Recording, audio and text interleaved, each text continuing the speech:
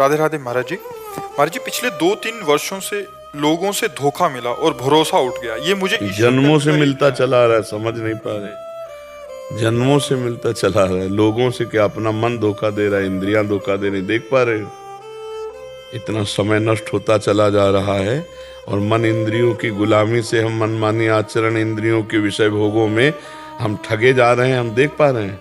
बाहर के 2-4 व्यक्तियों को देखा तुमने, घर के सदस्यों को देखा या कार्य करते हुए ऑफिस के मित्रों को देखा, लेकिन अपने मन को देखा? वो आपके साथ इतना धोखा कर रहा है कि जन्म के जन्म नष्ट करता जा रहा है। और उस धोखेबाज को अपना मित्र मान के आज मेरे मन में ये है, ये खाऊंगा, ये देखूंगा, ये सुनूंगा, ये पीऊंगा, बस 5 इंद्रियों के साथ मनमानी आचरण करा के हमको भगवान से विमुख कर दिया, सच्चिदानंद तत्व से रहित कर रहा है। तो हम अपने पहले धोखेबाज को देखें, इसको सुधार लो, सब सुधर जाएगा। बाहर को सुधारना नहीं, अंदर सुधारना है। अध्यात्म की बात अगर सुनने आई हो, अध्यात्म की बात है, बुरा जो देखन मैं चला, बुरा ने मिलिया कोय, जो दिल खोजो आपनो तो मुँह से बुरा ना। ये हमको सुधारना है, हमको सुधरना है। तेरे भावे जो करे भरो बुलो संसार, नारायण तू बैठ के अपनो भवन भुआर। आपको ऐसा लगता है मैं सबके साथ अच्छा व्यवहार करती हूँ, सब हमारे साथ बुरा व्यवहार करते हैं? आपको ऐसा मान लो लग सकता है ऐसा कि मैं अच्छा करती हूँ, तो सबसे बुरी बात है कि आपको अच्छाई का अभिमान है और आप उससे जिसके साथ करते हो वो स्वार्थ बुद्धि रखती हो कि वो आपको नमन करे, आपके अनुकूल चले। ये अध्यात्म की बुराई है। अध्यात्म क्या कहता है? दूसरे को सुख दिया और नेकी कर दरिया में डाल। वो हमको धन्यवाद बोले, ऐसी आकांक्षा नहीं। मैंने अपने कर्तव्य का पालन किया, तेरा स्वभाव, तेरी बुद्धि, तू जैसा बोले मुझे उससे कोई मतलब नहीं। ऐसे चला जाता है अध्यात्म में। कोई दुख नहीं दे सकता। आपका स्वभाव, आप मुझे गाली देते हो, मेरा स्वभाव मैं आपको प्रणाम करता हूँ, आपकी अनुकूलता करूंगा, क्योंकि मैं अध्यात्म का पथिक हूँ। आप संसार के दुष्ट प्राणी स्वभाव वाले हैं, तो आप अपना स्वभाव दें। सांप क्या करेगा? अगर वो नमस्कार भी करेगा, प्यार भी करेगा, तो फना ही मारेगा, उसके पास कोई और है नहीं। दुष्ट स्वभाव का आदमी अगर बोलेगा तो गाली बोलेगा, प्रतिकूल बोलेगा, वो जो भी करेगा अपनी दुष्टता के अनुसार करेगा। हमको विवेक प्रधान रखना है, हमको सावधान रहना है। बच्चा, यहाँ सब रूपों में भगवान है, ये बात कहाँ हम जान पा रहे हैं? ये दुष्ट है, ये स्त्री है, ये पुरुष है, ये नीच है। क्यों? हमारे अंदर वही चल रहा है। जो चल रहा, जो वृत्ति है वही दिखाई देगी। जब राम की वृत्ति होती तो सारा जगत राम में दिखाई देता, सिए राम में सब जग जानी। और काम की वृत्ति होती तो सब कामी नजर आते हैं। दुष्ट वृत्ति होती तो दुष्ट नजर आते। हमारी जैसी वृत्ति वैसा हमें बाहर दृश्य दिखाई देता है। अब अगर अध्यात्म की बात सुनना चाहो तो मन और इंद्रियों को संभालो, किसी से थैंक यू की इच्छा मत रखो और दूसरों का मंगल करो, तो तुम्हारा मंगल होगा, भगवान तुम्हें आनंद प्रदान करेंगे। अपनी गलतियों की जांच करो, रोज शाम के बैठ के सुबह से शाम तक मेरे द्वारा कौन सी गलती हुई, कौन सा धर्म विरुद्ध आचरण हुआ। अभी कुछ दिन में आप देखो ना कि आनंद आने लगेगा। हम अपनी गलतियों को बिल्कुल छुपा लेते हैं, दूसरे की छोटी गलती को सभा में बड़ी करके बताना चाहते हैं, लेकिन अपनी बड़ी गलती को बिल्कुल नॉर्मल मान के उसे शांत कर देते हैं।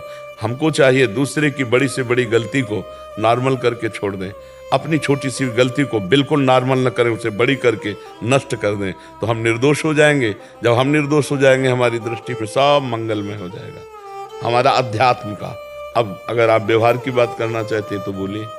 महाराज जी, जैसे आपने बोला कि बाहर से धोखा मिला, बट अभी कह रहे हैं कि जैसे बाहर से धोखा मिला तो ईश्वर के करीब चले गए, कि आस्तिकता बहुत बढ़ी। सुंदर, बहुत सुंदर, उसके बहुत बाद फिर प्रेम की भावना सिर्फ ईश्वर से ही हो रही है। बट अभी असमंजस में है कि आगे विवाह आदि के लिए अभी जाए या पता है कि सारा संसार। जब ईश्वर के नजदीक पहुंच रहे तो छोड़ दो ना उनके ऊपर, उनको दूल्हा दिलाना होगा, अनुकूल दूल्हा बनकर आ जाएंगे वो। अपने को क्या चिंता करनी है? ऐसे रह जाओ, आगे जो होना वो सब हो जाएगा। आप चिंता क्यों करो? आप तो चिंतन करो। अनन्यस चिंतयन्तो माम ये जनाः परिपासते तेषां नित्याभियुक्ता नाम योगक्षेमं वहाम्यहम्। भगवान करे योगक्षेम मैं वाहन करूंगा, चिंता क्यों करते हो? तुम चिंतन करो। भगवान वैसे ऐसा थोड़ी है, ऐसे ऐसे लोग हैं जो तुमसे 100 गुना अच्छे मिल जाएंगे। तुम सोचती हो कि जैसे हम अच्छे हैं तो आपसे 100 गुना अच्छे ऐसे पुरुष मिल जाएंगे कि आप जिंदगी भर भगवान से कहोगे कि प्रभु आपने बड़ी कृपा की, जो मुझे ऐसा जीवन साथी मिला दिया। आप प्रभु के ऊपर छोड़ दीजिए। महाराज जी, इसकी भी चिंता नहीं करनी चाहिए आगे कहाँ जाना है? बिल्कुल नहीं, बिल्कुल। अगर भगवान का भक्त है तो चिंतन करना चाहिए, चिंता नहीं। अपने आप वो व्यवस्था कर देंगे, सारी व्यवस्था वो अपने आप कर देंगे। बिल्कुल विश्वास करो, ये हमने ऐसे चट्टपट्ट देखा है। पूरे जीवन की हम एक एक घटना की बात बता सकते हैं। यदि ऐसे हो तो हर जगह भगवान तुम्हारे सामने। हमने भगवान का चमत्कार देखा है, हर कदम कदम पर उनका दुलार देखा है। अपने को समर्पित कर दो, फिर देखो प्रतिकूलता जितनी होगी। जैसे इस बच्ची ने कहा कि मैं प्रभु के नजदीक पहुंच रही हूं, आज सत्संग में था। भगवान प्रतिकूलता जब देते हैं, गुरुदेव प्रतिकूलता देते हैं या समाज प्रतिकूलता देती है, तो भक्त और खसक कर भगवान के समीप पहुंच जाता है। ये ऊंचाई पर चढ़ाने के लिए, ये पतन के लिए नहीं होता। इसलिए बहुत सावधान होकर चले, अपनी कोई चिंता नहीं करनी, आगे से आगे भगवान व्यवस्था करते हैं। विश्वास करके तो देखो, सब काम बन जाते, सब काम। बिल्कुल आपसे कह रहे हैं, सत्य मानिए। वो तिनके को ब्रह्मा बना दे, ब्रह्मा को तिनका बना दे, वो ऐसे खिलाड़ी है। मस्कई करें विरंची अजय मसकते हीन। ब्रह्मा को मच्छर बना दे, मच्छर को ब्रह्मा बना दे, ये उनके वही। मूकम करोति वाचालम पंगुम लंघयते गिरिम यत् कृपातम अहम वंदे परमानंद माधव। बैठ गए आके हृदय में, तो सब बात जागृत हो गई। नहीं, हमसे लगभग 20 वर्ष या 22 वर्ष पहले की बात कह रहे हैं। एक आश्रम में तो संगोष्ठी थी संतों की। तो स्वरूप तो हमारा शुरू से ही ऐसे ही, आप तो और डाउन हो गया। नहीं तो स्वरूप मतलब अब ब्रह्मचारी रहे, तो जटाजूट ऐसे। तो उनका स्वामी जी आप भी कुछ बोलिए, लाल वस्त्र में थे। तो कहा हमें तो कुछ आता नहीं। बोले नहीं, अपने जिंदगी का कुछ भी आप अनुभव संत हैं, आप बोलिए। पहली बात तो एक होती ना झिझक।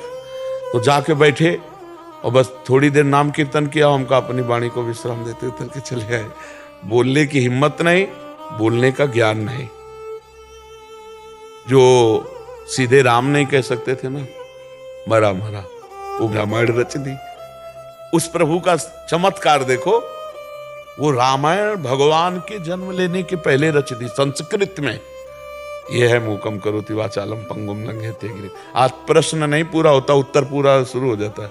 और जहाँ ये हालत हमारी कि हम कक्षा 9 पढ़े हैं, ना कोई हम व्याकरणाचार्य हैं, ना हम कहीं किसी जगह सत्संग का प्रोग्राम अटेंड कि भाई ऐसे ऐसे बोला जाता है, कुछ नहीं। बस भगवान की शरण में है, वही बैठ गए तो वेद उनकी श्वासों से निकले। भगवान की शरणागति और भगवान का ये नहीं सोचना कि अब कौन मिलेगा कैसे, नहीं। आप बिल्कुल भरोसे पे हो जाओ, पर भरोसा अडिग हो, बस बात बल गई। आप देख लेना, गले तक तलवार आते आते हार बन जाएगी, वो काट नहीं पाएगी। आप विश्वास कर लो, हमने जीवन में हजारों बार देखा है। बस भगवान का भरोसा हो। अगर भक्त कहीं डाउन होता है तो कीन हो इसका बहु अभिमाना सुख हो वंचा कृपा निदान। कहीं अभिमान हो गया, अब भगवान उसे नीचा गिराना चाहते हैं। इसलिए बहन आप निश्चिंत रहिए, भगवत भरोसे में रहिए। और अगर भगवान संयोग मिलाएंगे तो बढ़िया मिलाएंगे। उनका संयोग कराया हुआ कभी अमंगल नहीं होता है।